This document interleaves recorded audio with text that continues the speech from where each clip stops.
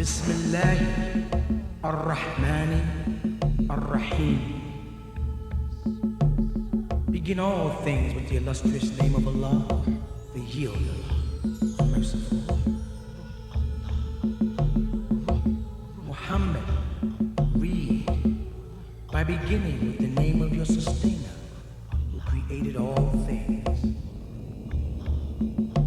He created the human beings from a cell separated. Read, Muhammad, because your sustainer is most generous. Taught by the quill, he taught the human beings what they did not know. Nevertheless, surely the human beings verily exceed all bounds, because with this knowledge he saw himself with many riches. Surely, Muhammad, unto your sustainer Allah is the return. Did you people of Muhammad's time not see Abu Jahl, who hindered Muhammad, a mere servant, when he tried to worship? Did you not see if Muhammad was rightly guided? Or that Muhammad ordered the trembling at the mention of Allah? Did you not see how Abu Jahl denied Al-Qur'an and turned away? Doesn't Abu Jahl know that Allah sees all things? Nevertheless. Reading words of peace, assalamu alaikum. Brother Sutet, Brother Satnetta. Most importantly, my beloved brother, Dr. Ray Hayden.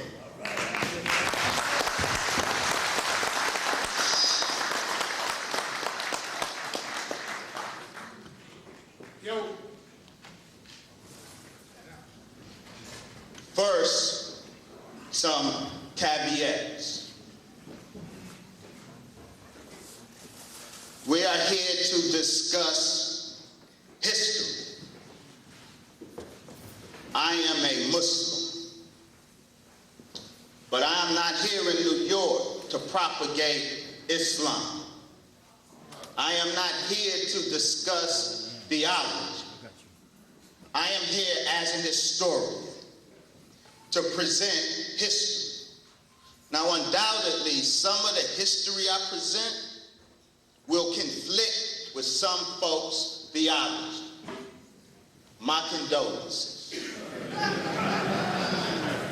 Though I do believe, ultimately, history and theology may be reconciled, I will make no attempt to do so tonight.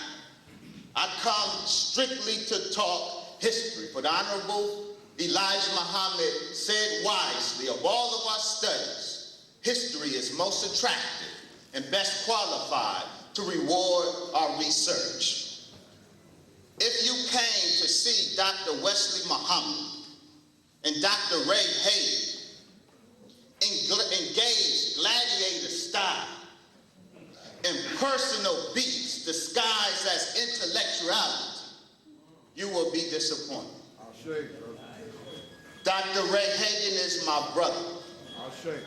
I honor and respect his efforts to break the religious bonds that still bind us as a people to our slave master, Christian and Muslim slave master. I join you, Brother Ray, in fighting that fight. The question tonight is not, is Islam the true religion of African people? That's a theological question. Right. The question tonight is Islam an African religion?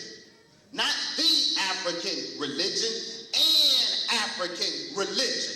Did Africans create Islam, or did non-African white folks create Islam? That is the question. And I affirm and I will demonstrate tonight that Islam is not a religion created by some white Arabs and imposed on African peoples as a tool of enslavement. Islam is a religion created historically. The historical, traditional, linguistic, archaeological evidence, inscriptional evidence all testifies to the fact that African peoples created Islam. Mamadou Chinye, in golden age of the Moor, Africans in the birth and expansion of Islam asked the question.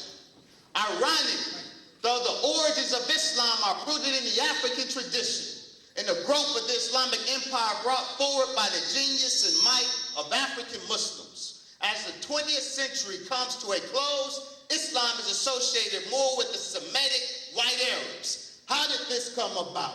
Why do we assume today that Islam is a white Arab religion? Prophet Muhammad, peace be upon him, said, and I leave his statement in Arabic for a reason, to send a message. We can't do history if we're unable to gauge the history from the perspective of the primary source material. If you can't read the history of Islam in the primary Arabic text, then stop trying to write the history of Islam. We will never accept folk writing the history of Kemet who cannot engage Kemet from the perspective of the Medu-Neter. Stop trying to write the history and pontificate on the history of Islam if you can't engage it from the level of the primary textual sources. Prophet Muhammad said he had a dream. In that dream, he saw black sheep and white sheep. Prophet Muhammad said that he saw the white sheep join in among the black sheep and outnumber them such that the black sheep were no longer noticeable. Prophet Muhammad said that the meaning of that dream is that those black sheep were his original Arab followers, and that the white sheep were non-Arab foreigners, specifically Persians, Turks, and Byzantines, that accepted Islam later in such large numbers that the original black Muslims were no longer noticeable. And he said that the white sheep stole the genealogy of the black sheep. That is to say, the white non-Arabs, once entering Islam, claimed Arabism fraudulently. What is an Arab? It has been said that an Arab is a nomad. Well, etymologically, no, it is not. J. Loder, linguist, philologist, in his important article, The Concept of Darkness in the Hebrew Root, demonstrates that the triliteral root, Arab, Ayn Rabbe, and its pre-Proto-Semitic and various Semitic derivatives all mean darkness. And Loder, the philologist and Semitist, demonstrated that etymology suggested Arab, the Arab means the dark people, the black people. The very term Arab means black people. That's why I see my brother, Natural Tahuti. Give Natural Tahuti a hand. That's why I said white Arab is an oxymoron, because the very term Arab means dark or black. In the Arabic, classical Arabic tradition, the evidence is overwhelming. Al-Arab, Ibn Manzur in his Lisan al-Arab, the most important Arabic lexicon. If you want to know the meaning of an Arabic word or Islamic word, you have to first go to Ibn Manzur. Ibn Manzur tells us that the pure Arab described their color as black and the color of the non-Arab as red. And because pure Arabism, the true Arab, is black skin, the very term black skin, Aswadu Jilda, meant Halisul Pure Arab. Pure Arab was a black-skinned Arab. Al-Mubarak, the 9th century grammarian from Basra, says the Arabs used to take pride in their darkness and blackness, and they had a distaste for a light complexion. And they used to say that a light complexion was the complexion of the non-Arabs. These are the true Arabs. A black Shama'il Arab, a black Omani Arab, black Yemeni Arabs. And this is particularly important.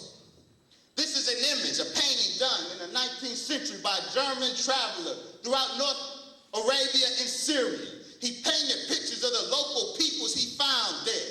This is a Hawazin, a man from Banu Hawazin, a tribe from northern Arabia, particularly Medina, that one of its subsets is a very important tribe, Banu Hazraj. The Banu Hazraj was the tribe from which the Ansar primarily came.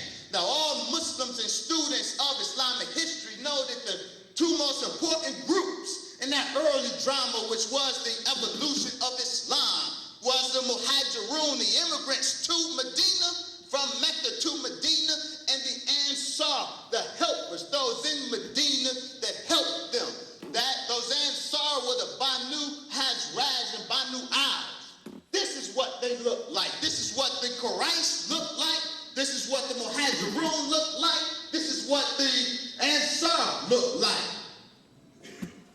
Who are these black Arabs? At-Tabari knows. The children of Shem, the Semites, settled in the center of the earth, which is between Sartidma and the sea, and between Yemen and Syria. Allah made the prophets from them, revealed the books to them, made them beautiful, gave them black complexion, and also gave them a black complexion with a light brownish undertone. The children of Ham settled toward the south. Allah gave them a black complexion and gave some of them a black complexion with a light brownish undertone. The children of Japheth settled in Safran towards the north. They had light skin and very fair skin. In other words, the Arabs are Semites. The black Arabs are black Semites. What do we know of the Semites? Georgia del Olmo Ledi, philologist, Semitic philologist from the Department of Semitic Philology, University of Barcelona. In his important work, Questions of Semitic Linguistics. No, Proto-Semites, that group of folk, those original Semites from which derive all the derivative Semitic languages, cultures, and religions. The Proto-Semites form part of a mass of peoples who, moving out from the heart of Africa, spread north and reached the Mediterranean coast and beyond. The Semitic family was the spearhead of one of the expansive movements of peoples towards Asia from the heart of Africa. Those Semites are Africans. They originated in Central Africa, migrated north, crossed over into the Arabian Peninsula. They were black when they left Africa. They were black when they entered Arabia. They were black at the time of Prophet Muhammad. Now, when they got to Arabia, as we call it, they did not leave Africa. They entered only another part of their African homeland. The Kingdom of Saudi Arabia says study published by Stacey International in 1982. Maps and geography books make Arabia a part of Asia. But plant and animal life clearly bear out the theory that it is really an extension of Africa. Saudi Arabia's wildlife is an African complex of species. The animals and plants of northern and northeastern Saudi Arabia are generally closely related to or identical with Saharan species. Not only does the ecology of the Arabian Peninsula indicate that it is but an extension of Africa, the geology and the climatology, as well as the ethnology of Arabia, indicates the same. Maurice Tarsi, the Arabian Peninsula is the geological extension of Africa.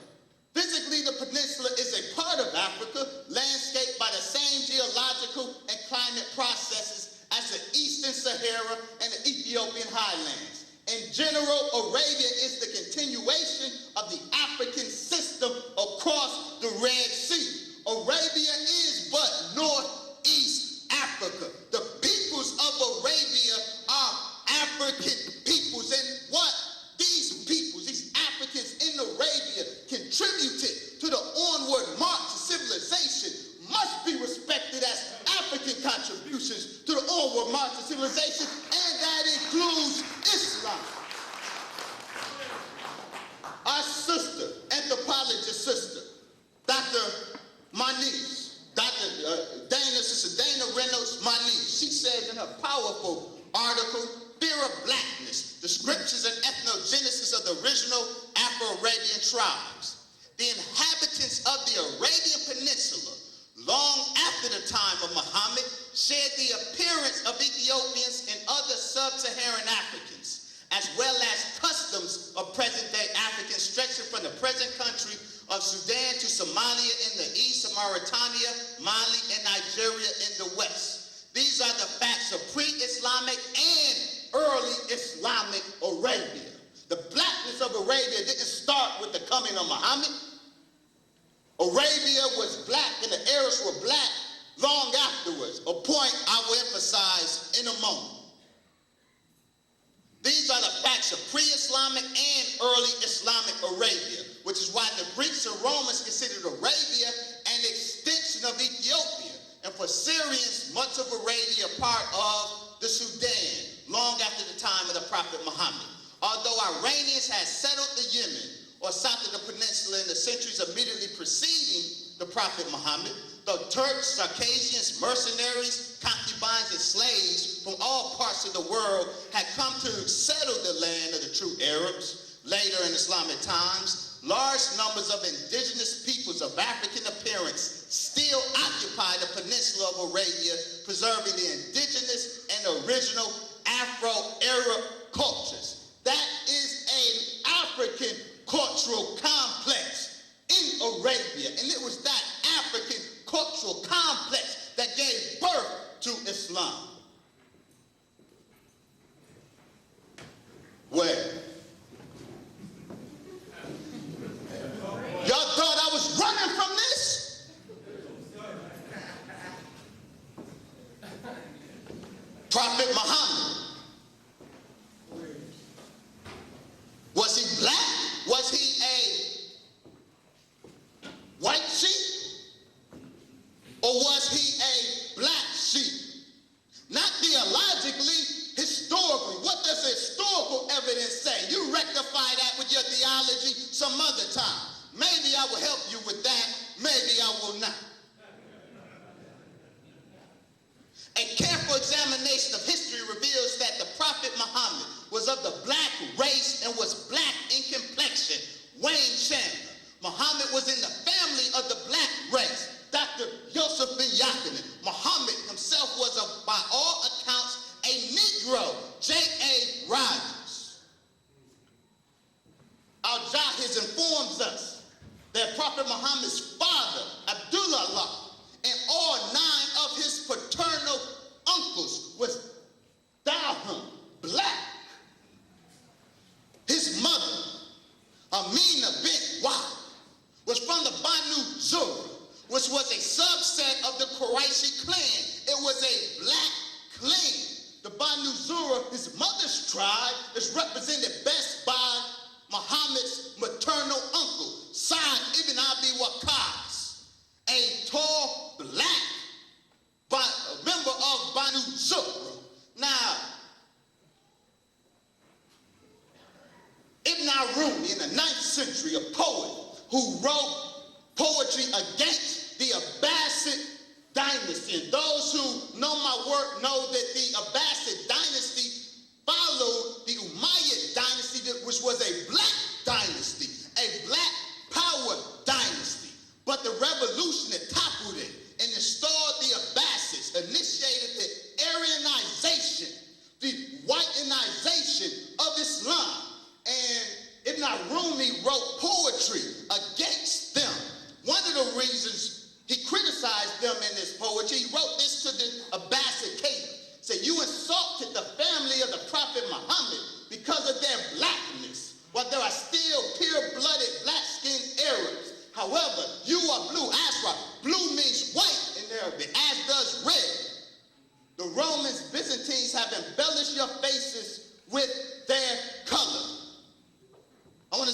this is live stream. But one more point.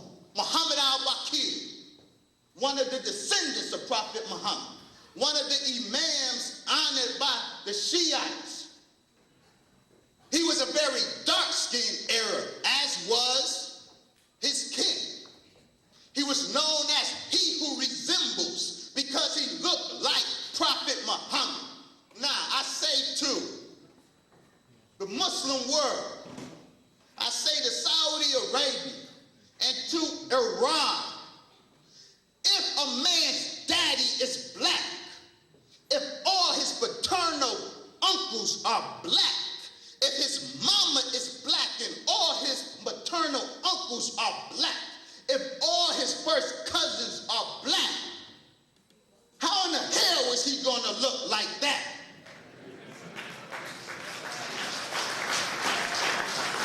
How did he look like that? This white Muhammad, this Aaronized Muhammad, originated from the same place that white Jesus, that Aryan Jesus originated from. Now, yes, I drop a bomb. I can, by Allah's grace, harmonize the theology. But that's not my subject today. I'm dealing with history and history alone. I'm talking about the re-Arabization of Muhammad. If Muhammad was a pure Arab, as all the sources state, he could only look like this. If he was an Arab, he looked like this. We're talking about re-Arabizing Muhammad because an Arab is a black person. If he was an Arab, he looked like this. Now, some of you may say that's a moot point. Him being black or white, because he didn't exist. My brother, Walter Williams, in his book, The Historical Origin of Islam, makes that argument. And I respect my brother, Walter Williams. But Walter Williams is, speaking as a historian, wrong. Brother Walter, in this book, relies on this suggestion by Patricia Crone from Princeton, the most staunch critic of the historicity of Islamic tradition. And she's a good scholar. She is right to be skeptical of the historicity of Islamic tradition. Brother Walter relies on her to make his claim that Prophet Muhammad didn't exist, but he misuses her. What Patricia Crone actually says on the matter, Muslim literary sources for Muhammad's life only begin around 750, 800 CE, Common Era, some 4 to 5 generations after his death. And few Islamicists today take them to be straightforward historical accounts. For all of that, we probably know more about Muhammad than we do about Jesus. And we certainly have the potential to know a great deal more. There is no doubt that Muhammad existed. Occasional attempts to deny it notwithstanding. His neighbors in Byzantine Syria got to hear of him within 2 years of his death at the latest. The evidence of Greek texts would mean that Muhammad is the only founder of a world religion attested in a contemporary source. This source gives us pretty irrefutable evidence that he was an historical figure. Moreover, an Armenian document, probably written sometime or shortly after 661, identifies him by name and gives a recognizable account of his monotheistic teaching. Robert Holden, seeing Islam as others see him, a compilation of 120 non-Muslim sources attesting to the rise of Islam.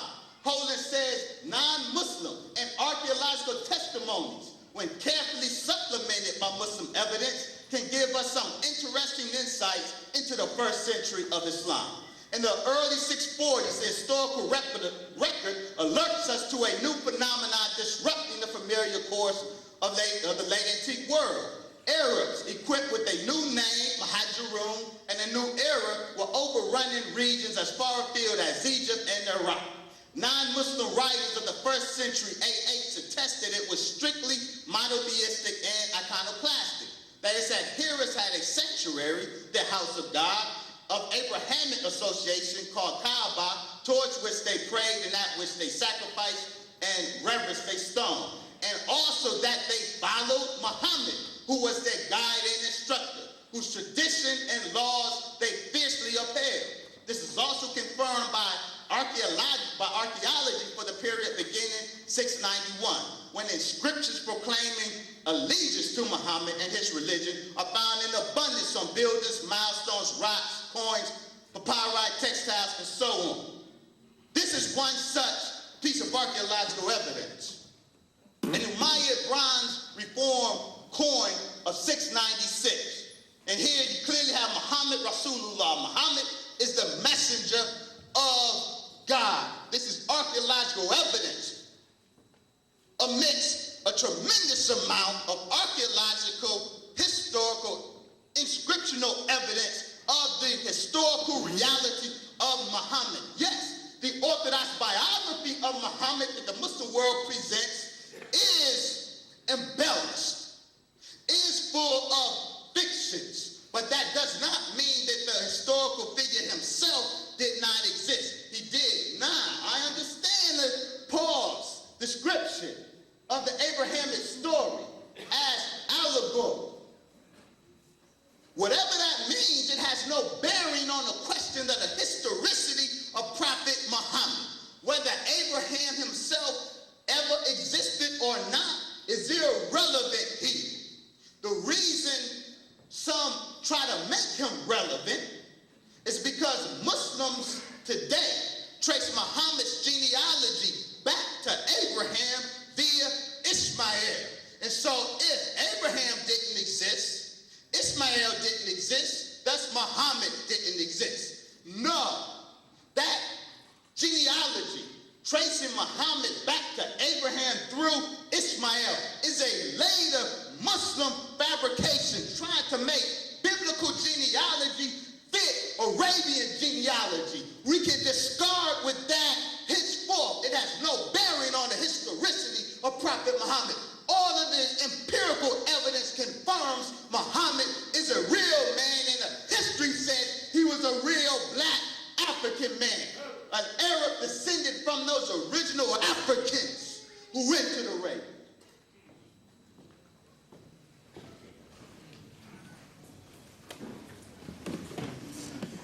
Those black Muslims, Muhammad in the early Muslims, well, post-Muhammad, his early black followers, those who spread Islam throughout the world, they were black Muslims from Arabia. They were not white folks masquerading as Arabs.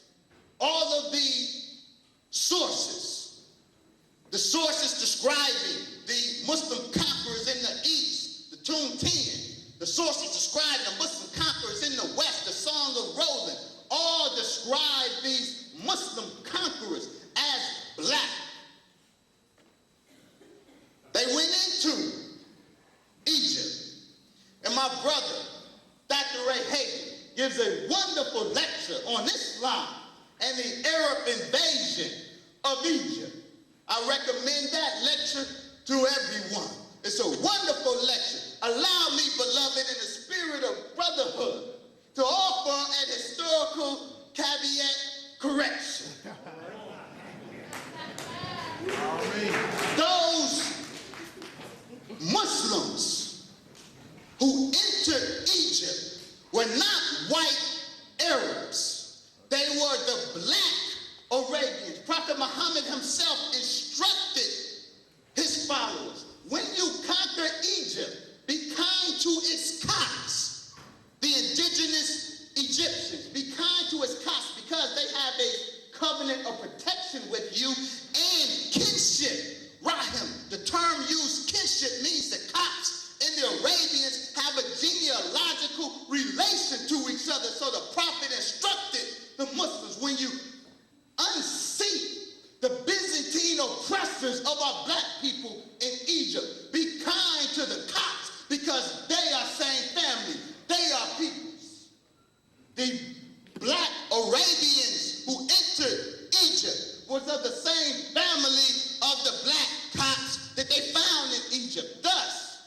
Mamadou Tindley points out correctly, the African Copts no doubt saw the African Muslims from Arabia as liberators. After all, they were kith and kin. This was black Muslims overthrowing a white power structure in a black land.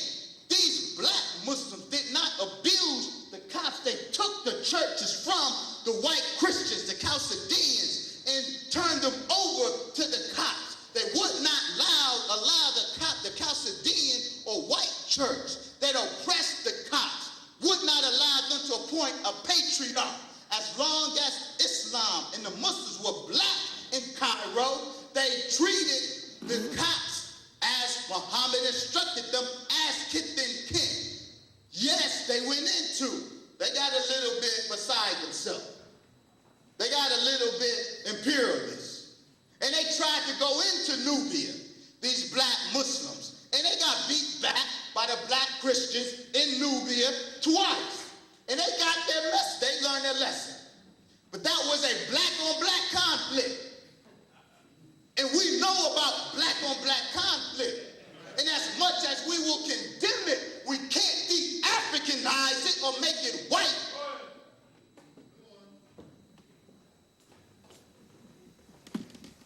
Dr. Sheikh Anta Diop, pre-colonial black Africa. Was Islam imposed on African peoples? Much has been made of the Arab invasions of Africa. They occurred in the north, but in black Africa, they are figments of the imagination. While the Arabs did conquer North Africa by force of arms, the black Arabs, they quite peaceably entered black Africa. From the time of the Umayyad setbacks in the 8th century, no Arab army ever crossed the Sahara in an attempt to conquer Africa, except for the Moroccan War of the 16th century. Nor was there ever an Arab conquest of Mozambique or any other East African territory. The Arabs in these areas, who became great religious leaders, arrived as everywhere else individually and settled in peacefully. The Arab conquests did to sociologists are necessary to their theories, but did not exist in reality. The primary reason for the success of Islam in black Africa, with one exception, consequently stems from the fact that it was propagated peacefully at first by solitary Arabo-Berber travelers through certain black kings and notables, who then spread it about them to those under their jurisdiction. Only during our Moravid movement of the first half of the 11th century did some Berbers attempt to impose Islam on black Africa by force of arms. During the Great Arab Conquest, general history of Africa, during the Great Arab Conquest, there was certainly no attempt to convert the Ahlul Kitab, Jews and Christians, by force. Generations of scholars have clearly demonstrated that the image of the Muslim Arab warrior with sword in one hand and the Qur'an in the other belongs to the realm of mythology.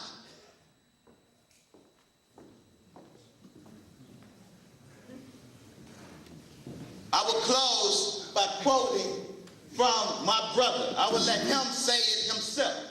It is, if I may, a statement of profound wisdom.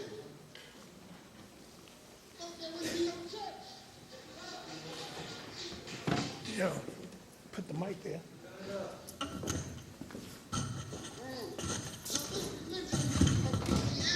Started making God have partners that was equal with him.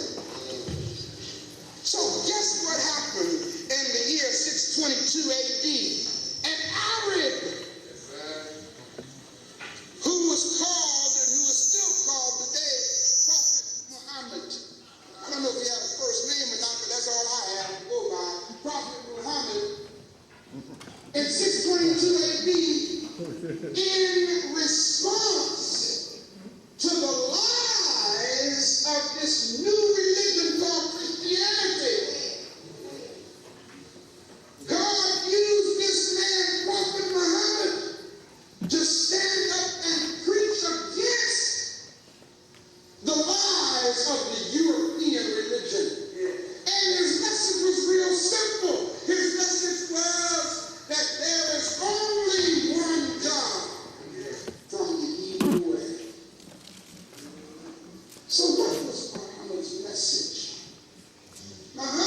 message was simply to correct the paganist Euro-Gentile polytheism that was disguised in something called Christianity.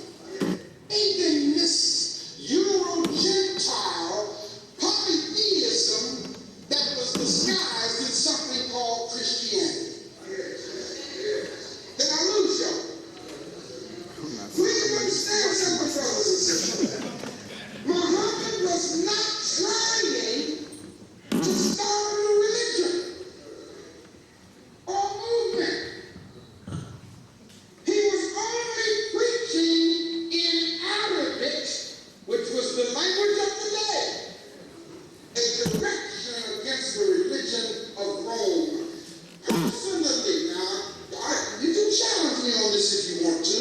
Personally, I think that the Prophet Muhammad went into Africa, because this is before the Arab invasion now. I think he went into Africa and saw in Africa what we call ma'at. Y'all with me? I believe he saw ma'at and described it in Arabic, which would be the word Islam. Give our brother.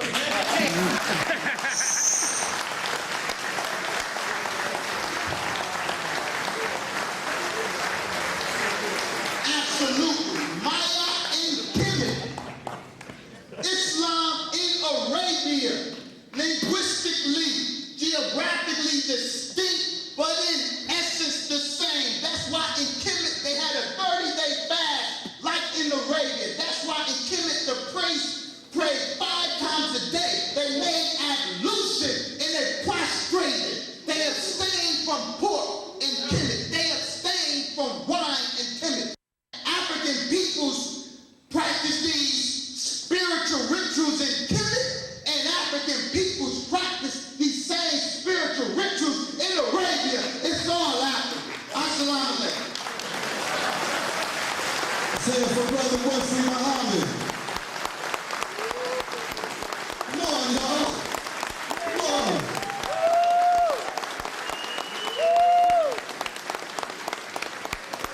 Yo, that was powerful, powerful, powerful. Make sure the mic is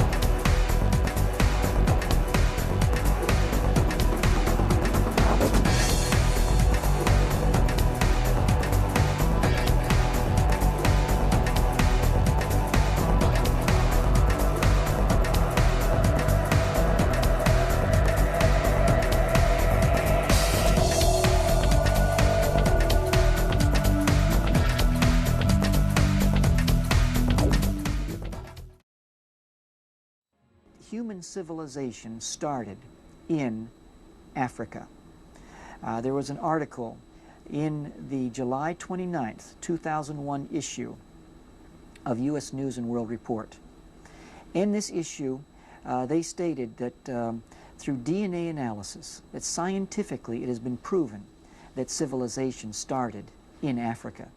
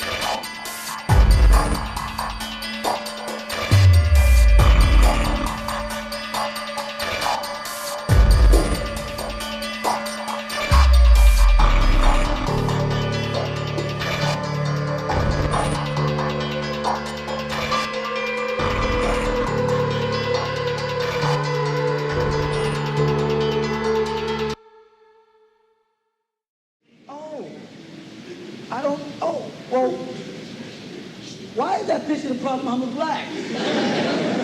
Then they said, stop the law. I said, well, because it's not white. That's why. Now that's why it's not black. Because not white. Because the artist painted it black. That's the reason. Now you got anything else you want to ask? Do you want to ask me, is the Prophet Muhammad black? He's as black as he is white to you. To me. If you understand what I'm saying, if you need him white to keep your your faith, then we need in black to keep ours.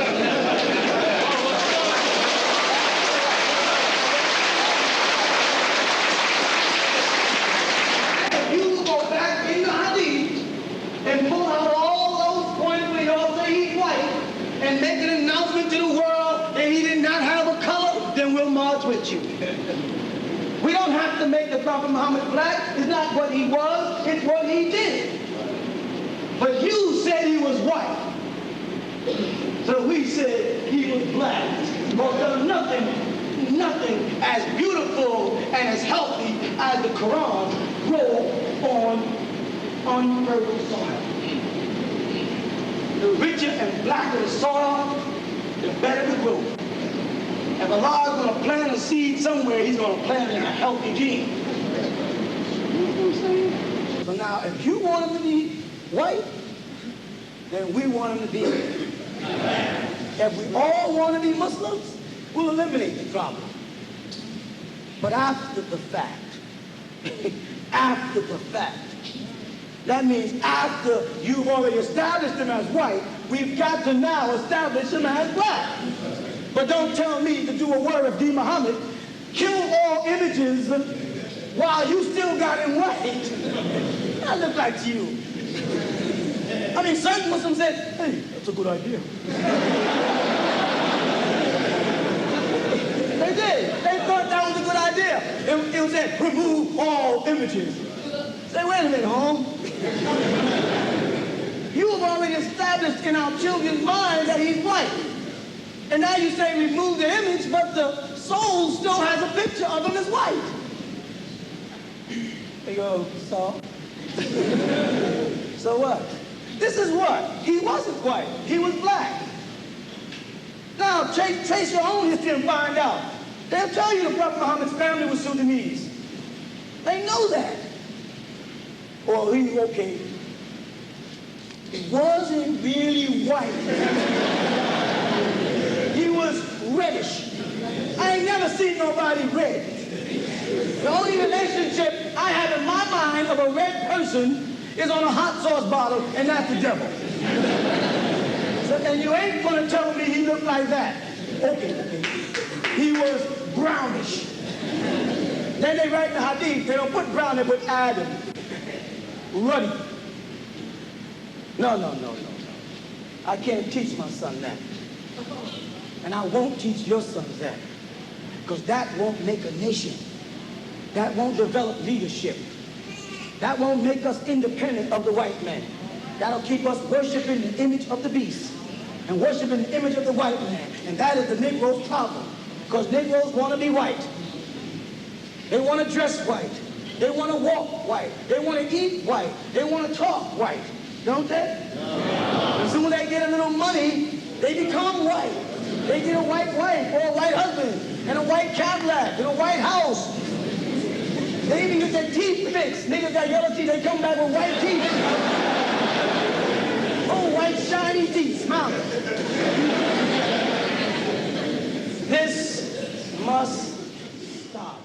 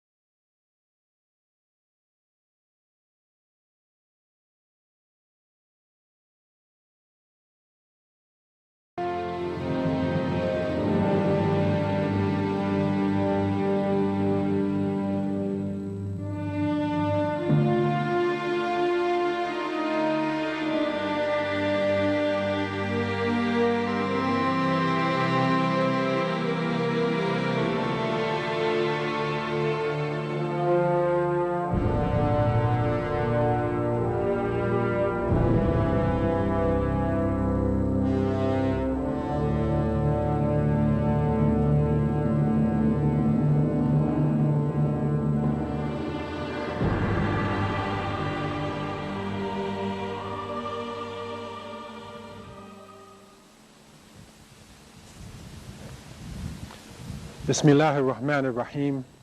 Alhamdulillahi Rabbil Alameen. Wassalatu wassalamu ala ashraf al-anbiya wa mursaleen. Sayyidina Muhammad wa alihi wa sahbihi ajma'een. Wa ba'd. In the name of Allah, the Beneficent, the Merciful, I praise Allah subhanahu wa ta'ala. I send peace and blessings to all of the prophets, to Moses, to Jesus, and especially to our beloved Prophet Muhammad, his family and his companions forever. I begin with the greeting words of the righteous. Assalamu alaikum wa rahmatullah. Ethiopia, Ard al-Habasha, the land of Abyssinia, the land of great kings, the land of mystery, spirituality, the land of ancient history. As a young African American with West Indian parentage, I always wondered about Ethiopia.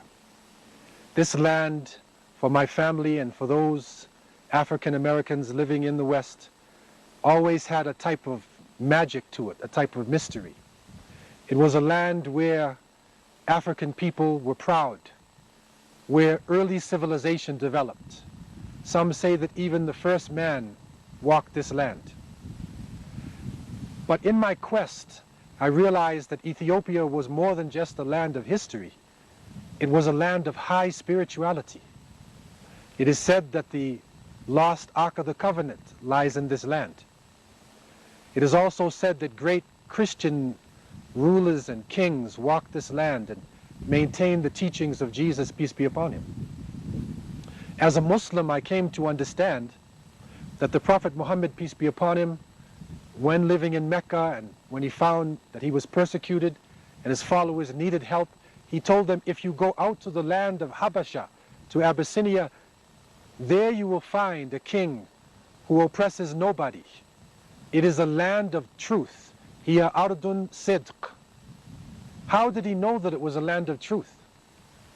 Why did he send his followers into Africa before he sent them to Palestine, before he sent them to Persia, even to Yemen? Why? Join me on our search for the history of this beautiful land, and also for the true story of Najashi, the great Negus, the king of Aksum, and also light upon what happened to the Sahaba, to their families in this historic, mystical land. Join me in this journey of a lifetime as I leave you in peace. Assalamu alaikum.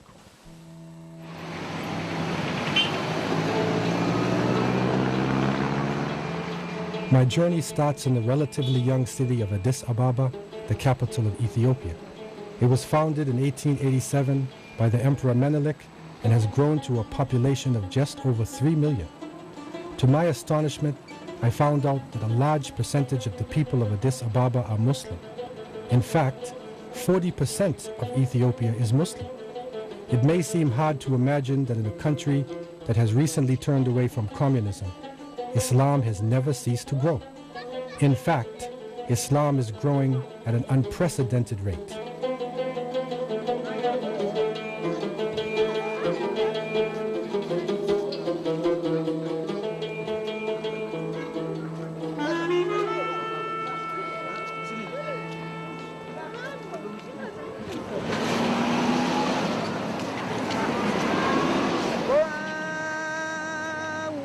Minarets of mosques dominate the old town, and the call to prayer reverberates around the city.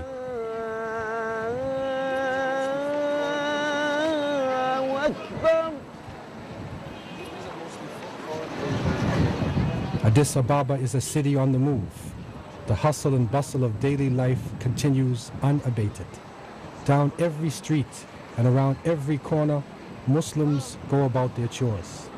Whether it's to the mosque or shopping, it became quite apparent that Islam is here to stay.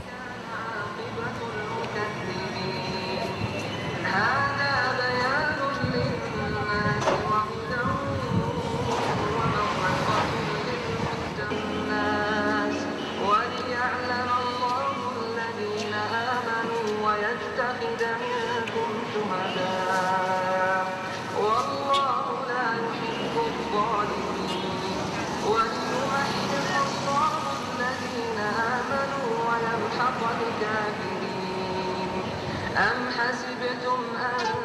Because I came on a quest to find the role of Islam in Ethiopia today, I knew that one of the best places to converse with Muslims was at the mosque. And so I set off to the biggest mosque in Addis Ababa, known as Masjid al-Imam Hassan ibn Abi Talib. Here I met an elder of the city, Sheikh Kamil al-Sharif, a son of one of Addis Ababa's most beloved and well-known shuyukh. As Sheikh Kamil's name also indicates, al-Sharif, he is a noble one, a descendant of the Prophet Muhammad, peace be upon him.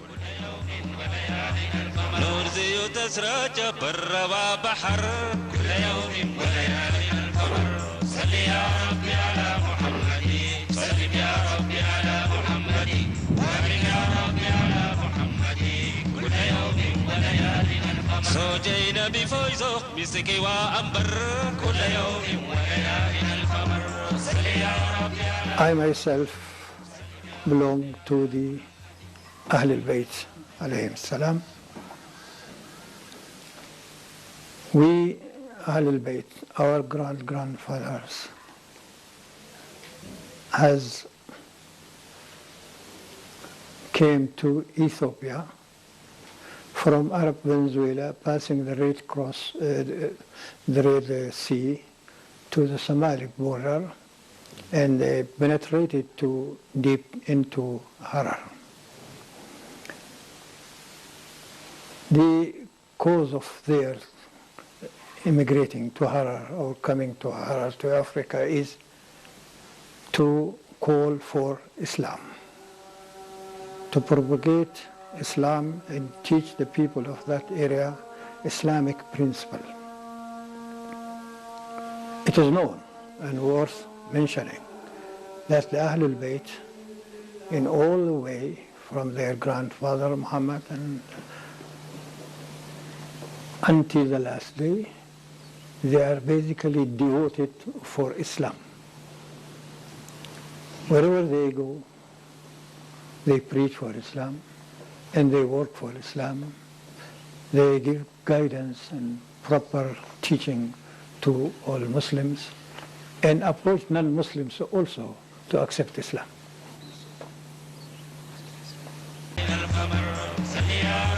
I found out that Sheikh Kamil's family comes from the legendary city of Harar, situated in the east of Ethiopia. He also told me that Harar was one of the main centers of Islamic learning for over 800 years. I had to find out more of this ancient city and arrange with Sheikh Kamil to journey there. Before my journey, I had the privilege to meet with some of the elders of Harar. They have established a special trust in the Harari National League in order to preserve the history and culture of the city. Amazingly, the language we all felt comfortable speaking was Arabic. I was amazed just listening to these men talk about Harar. More and more, I wanted to get to the city and see it for myself. We are blessed today to be in front of one of the important gates of the city of Harar. It is Bab al-Nasr, and this is the gate of victory.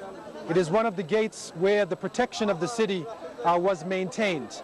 And that is one of the blessings of the city of Harar, where only 220 years ago, non-Muslims actually entered the city. It is a city of peace, a city of the scholars, and a city of high spirituality. So we are blessed today to be here with the ashraf of the city, the nobles who are descendants of the Prophet Muhammad, peace be upon him. Al-Hajj Kamil al-Sharif and the others have come today along with the citizens, and we are blessed to be here at Bab al-Nasr. It is the gate of victory, and we always pray that this city will again rise. Harar is now becoming a very important city, and it is rising back again into importance in Africa and also in the Muslim world.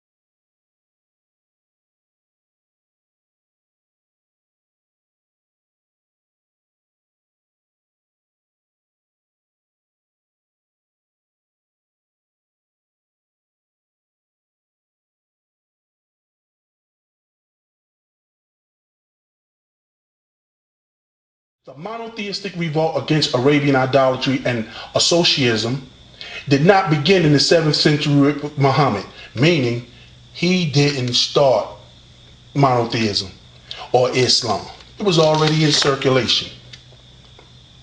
A number of 4th, 5th century CE inscriptions evidence of a radical religious change happened in South Arabia. That's before Muhammad. Muhammad was in the 7th, and you got 4th and 5th century in South Arabia. We're talking about Yemen. Getting back to monotheism because they lost it. Associatism gives way to a monotheism focused on a deity called simply Rahman, the merciful. This pre-Quranic Arabian monotheism seems to be of neither Jewish nor Christian origin. It says it right there, right? Now watch this. The Orthodox Christian Sosiminos, 443-450, that's AD, who was aware of the fact that the Arabs first observed the same monotheistic customs as the pre-Mosaic ancient Hebrews, but over time succumbed to the idolatry of their neighbors. Reported that some northern Arabs at this time also rejected this idolatry and returned to the monotheistic way of life. So Sosiminos was before Muhammad. He lived in the 5th century, 443 to 450. There's always one above when you say century, but he was before Muhammad and he saw this. Patricia Crone recognized the implications of the report for the tradition. Sosiminos' information adds up to is that by the 5th century, the Arabs themselves, this is her talking, Patricia Crone, another top scholar, had become familiar with the idea that they were Abrahamic monotheistic by origin, at least in the Gaza area, a Quraysh Majjar, and that some of them rejected by becoming what the Islamic tradition describes as hadiyths. The Hunifa, Hanif is singular, were individuals spread out in the urban areas, Mecca, Yathrib, which is Medina, Al-Ta'if, etc., who adhered to a non-idolatrous monotheism called Hanifa, long before Muhammad emerged on the scene.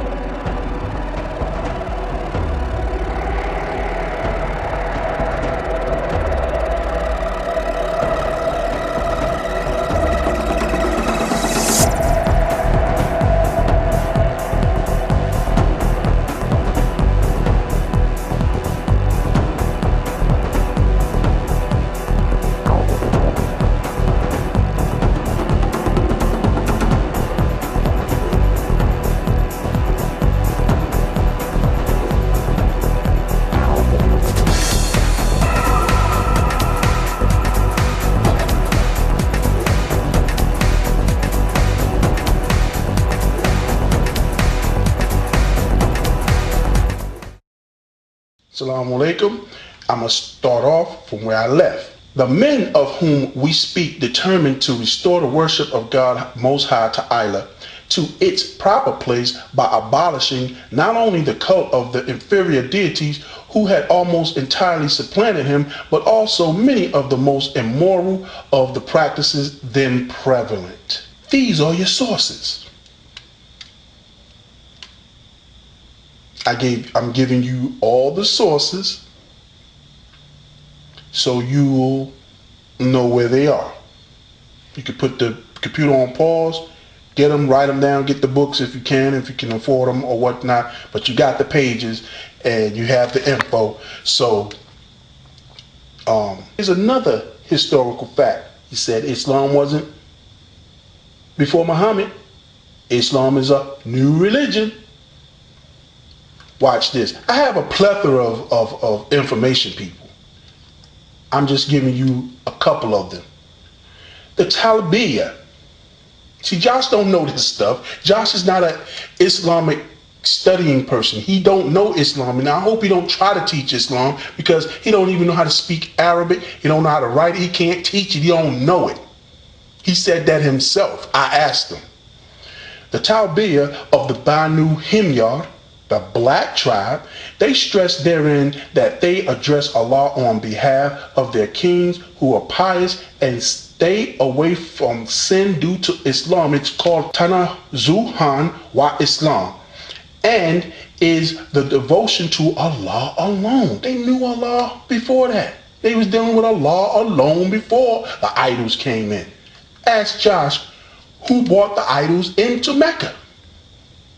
Since he knows so much, then it goes on to say, the Hajj or pilgrimage is well documented, pre-Quranic in Mecca, as Jacques Rickmans inform us with the details of an Islamic pilgrimage before Muhammad sallallahu alaihi wasallam. The classical Nabatean, Lyhianite, and Sabian sources mention pilgrimages. The Historical Origin of Islam, page 93. So, Nabatean, who was Arabs, Lyhianite, who was Arabs, Sabians, who were Arabs, had pilgrimages. Hagar, radiallahu anhu, Ishmael, sallallahu alaihi wasallam, that was his mother. She was an Egyptian, according to your Bible. That's the Egyptians praying on their face, and that's the Muslims right beside it, to your right side. Okay? They're praying on their face.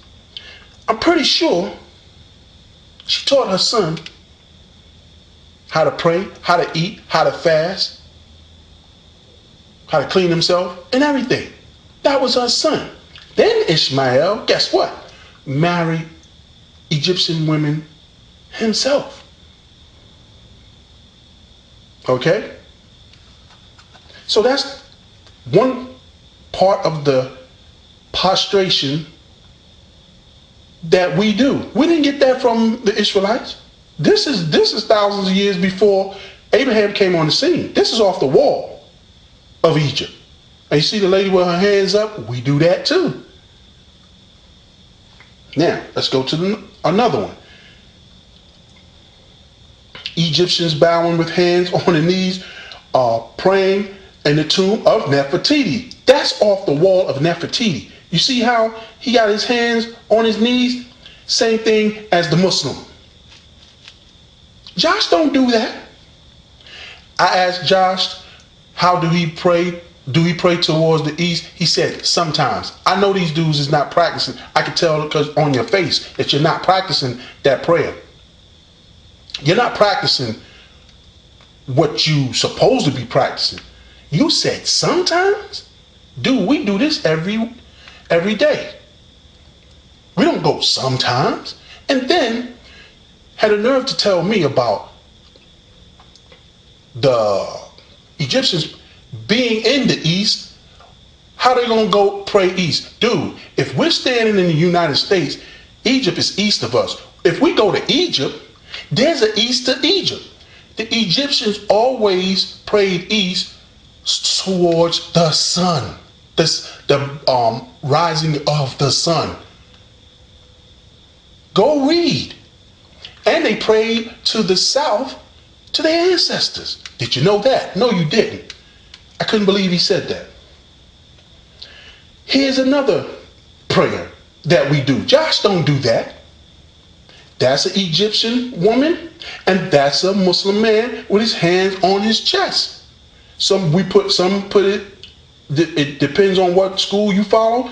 You can put it below your navel or above your navel. And the women in Islam pray just like her. They put their hands near their breasts. So, we didn't steal anything from the Israelites. You have nothing to steal. Okay? So, I mean, like, y'all got to get that straight. You got your months. See all these months? You got your months from the Babylonians. You didn't get those from Yahweh. You got your fringes from the Egyptians. This is thousands of years before Abraham came on the scene. Before Moses was even born, they was wearing fringes. This is before Moses. Okay? So, I mean, you should just stop it. If you are still saying this after all the knowledge and the evidence I have given, then something is wrong. Something is purely wrong. Okay? Because if somebody gives evidence, you should be like, yo, okay, cool. I ain't gonna mess with that. You didn't bring no evidence. Only thing you kept saying is the Bible's for the Quran. So everybody's saying that. Now you're hopping on that bandwagon. You talking about I didn't use the Quran because you don't believe in it. Yeah, you don't. I'm using non-Muslim sources. That's a debate. I use non-Muslim sources, so I can't move to a biased point. Okay? So therefore, I didn't use the Quran. You talking about Sabbath was copied by Muhammad with Juma. That's a lie. In the Qur'an, it tells you why Juma was made. Allah made up Juma just like he made up the Sabbath for the Israelite. Juma don't even match up to the Sabbath. First of all, Juma is on Friday at about 1 o'clock, lasts for an hour. We go back to work. Sabbath is on Saturday. Y'all don't do no work at all. You know what the word copy is? Plagiarize is? Because I don't know what your definition is, but, and then you try to get crafty with it and say he modified it a little bit. Dude, show us a document by 3 top scholars that Muhammad stole everything, even stole from the Sabbath to make Juma, and I'll believe you. Because you ain't show us that. You ain't give us no citation.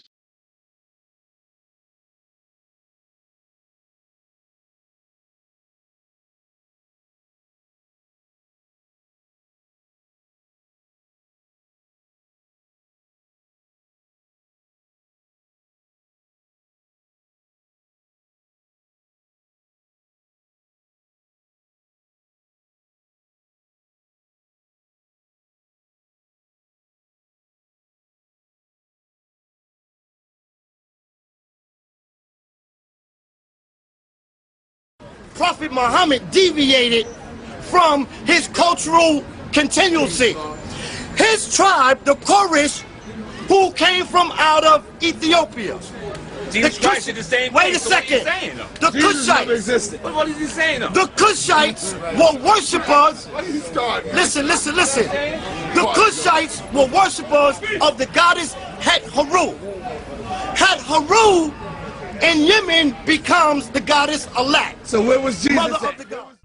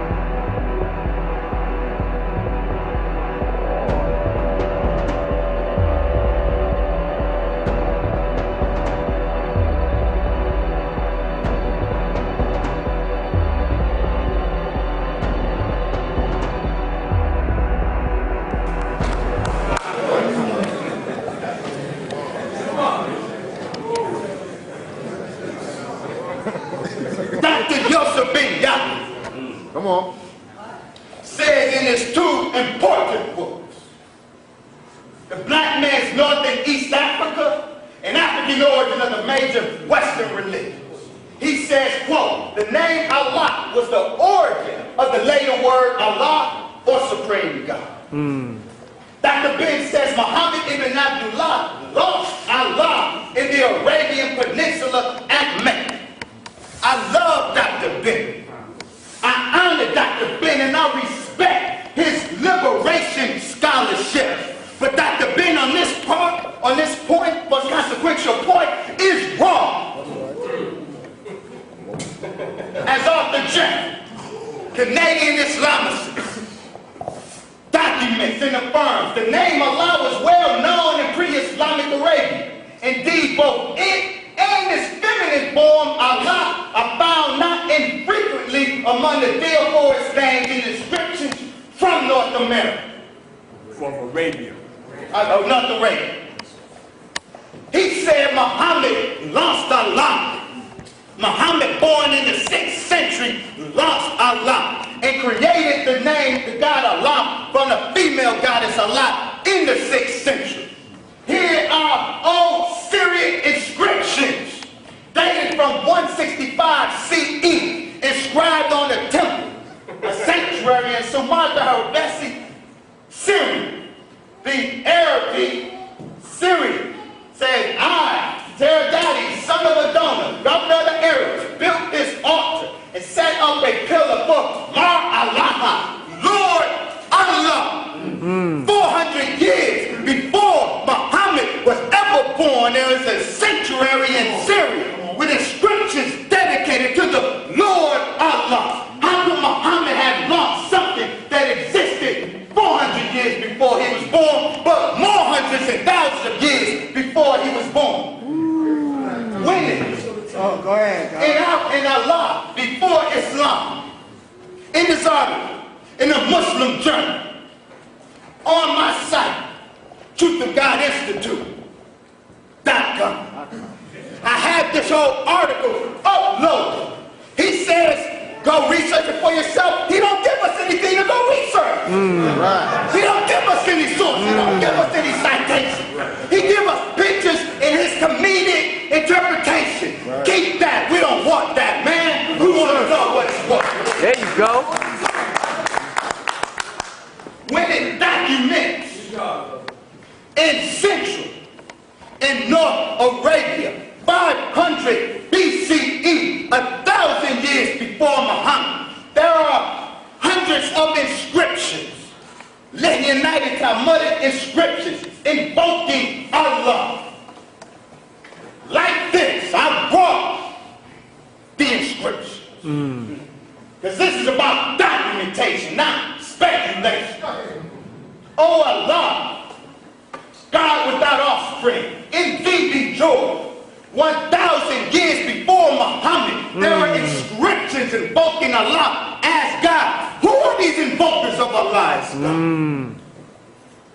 The Lingonite inscriptions were written by the Banu Lityan, the tribe of Lityan. The tribe of Lityan was a subgroup of a broader tribe called Hudayr. What do we know about Hudayr? The Encyclopedia of Islam tells us their skins were black and shiny.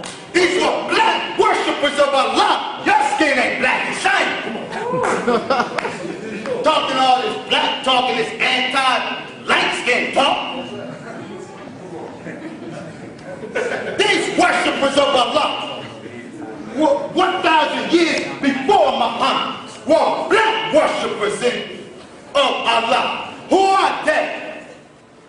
These Lincolnites, these black worshippers of Allah, 1,000 years before Muhammad, were remnants of the original population of Arabia. Who was the original population of Arabia? Ranoku Rashidi tells us in his book, African presence in early Asia. African presence in early Asia. The Arabian Peninsula was, like much of Asia, first populated by black people. Some of the surviving black populations, known as the Bedouins, are major portions of the Maqra population population still found in the extremities of Arabia. This is a black Arab. You doubted its existence. Here's a black Arab. Here's a black Arab. Mahra Arab. These are the first worshippers in Allah, in Arabia, and on the planet. But let's go further. Arabia, those Arabians who founded the worship of Allah were Africans. For Arabia, we know, is but Northeast Africa. As Maurice O'Connor tells us in the annual review of anthropology, the Arabian Peninsula is the geological extension of Africa.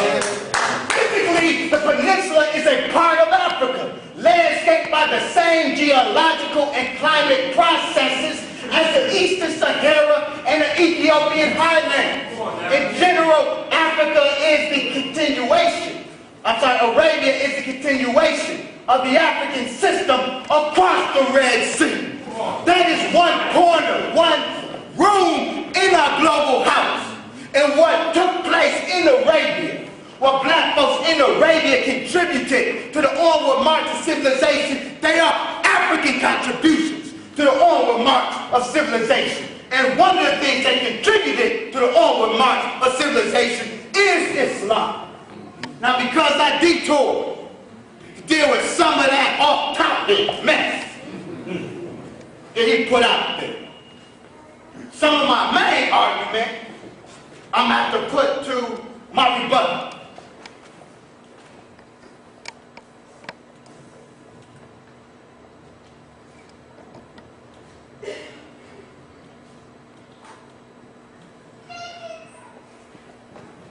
There are temples.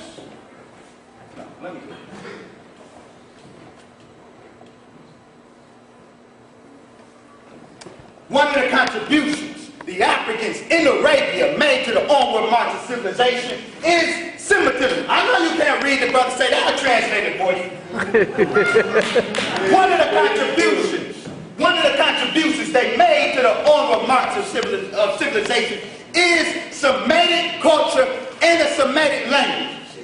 We were the first speakers of Semitism. The so-called proto-Semites were people who migrated from the heart of Africa into the Levant 9,000 years ago. Werner Down, a German Orientalist, in his important book, Ursemitic Religion, meaning proto-Semitic religion, he was able to, on the basis of the epigraphic evidence, the hard data, reconstruct the religion or aspects of the religion of the original proto-Semites, those first black speakers of Semitic language.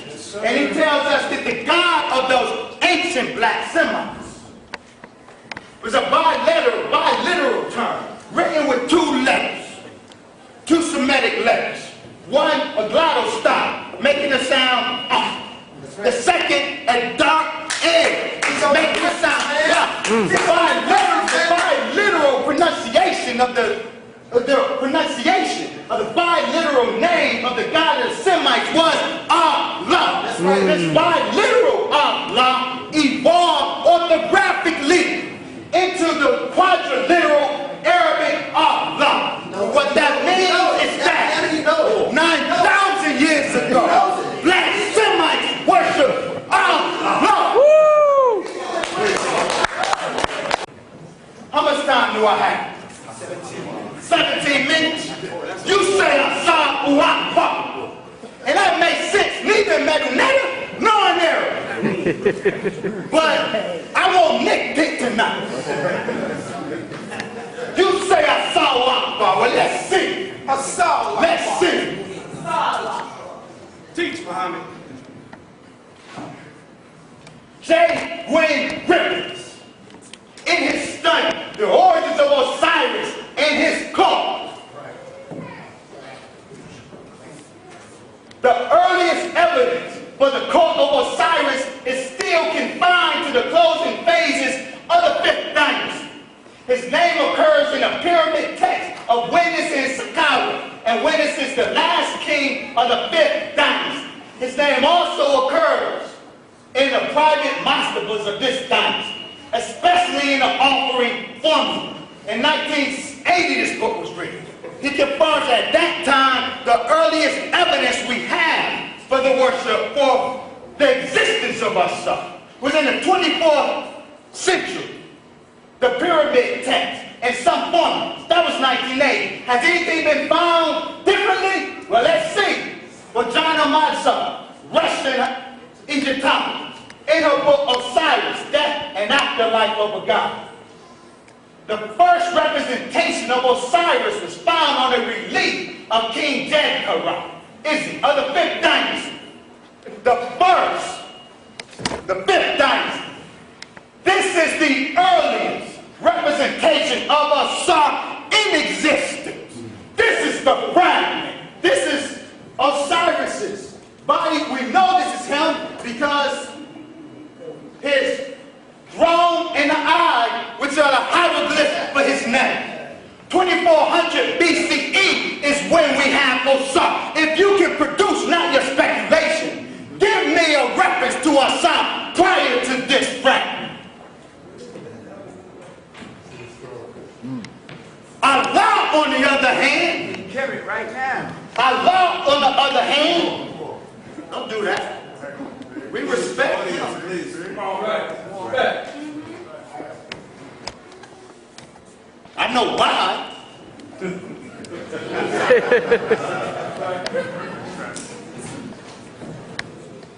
Studies in 3rd millennium Sumerian and Akkadian names.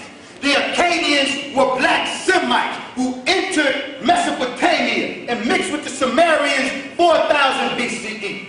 The oldest literature we have of Akkadian are Akkadian Sumerian personal names, or lists of personal names.